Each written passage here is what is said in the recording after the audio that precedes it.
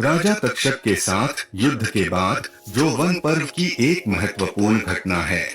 महाभारत की कथा पांडवों के वन निर्वासन के दौरान उनके आगे के अनुभवों के साथ जारी है।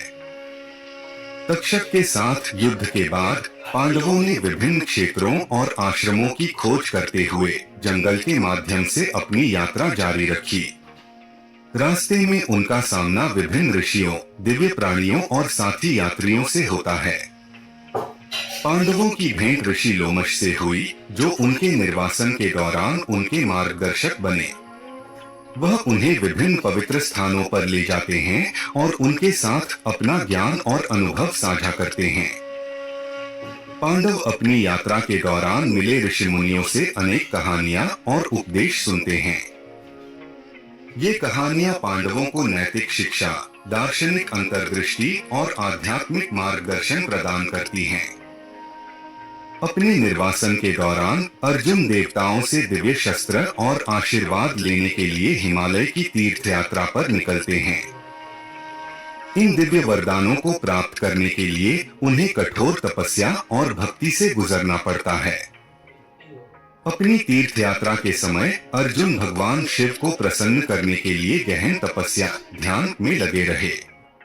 उनकी भक्ति से प्रसन्न होकर शिव अर्जुन के सामने प्रकट हुए और उन्हें शक्तिशाली पाशुपतास्त्र प्रदान किया, जो एक दिव्य शस्त्र था जो अत्यधिक विनाश करने में सक्षम था। भीम द्रौपदी को अर्पित करने के लिए दिव्य उद्यानों से दिव्य पुष्प प्राप्त करने की यात्रा पर निकलती हैं। इस खोज में उनका सामना विभिन्न दिव्य प्राणियों से होता है और पुष्प प्राप्त करने के लिए बाधाओं पर विजय प्राप्त करती हैं। ऋषि दुर्वासा, जो अपने क्रोधी स्वभाव के लिए जाने जाते हैं, अपने निर्वासन के दौरान पांडवों के निवास स्थान पर जाते हैं। उनके श्राप के डर से पांडवों और द्रौपदी को किसी भी अप्रिय परिणाम से बचने के लिए ऋषि की मांगों को सावधानी पूर्वक पूर्ण करना चाहिए।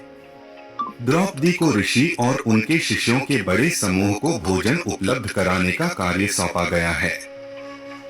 एक कठिन परिस्थिति में वह भगवान कृष्ण से प्रार्थना करती है, जो चमत्कारिक ढंग से ऋषि की भूख को संतुष्ट करते हैं।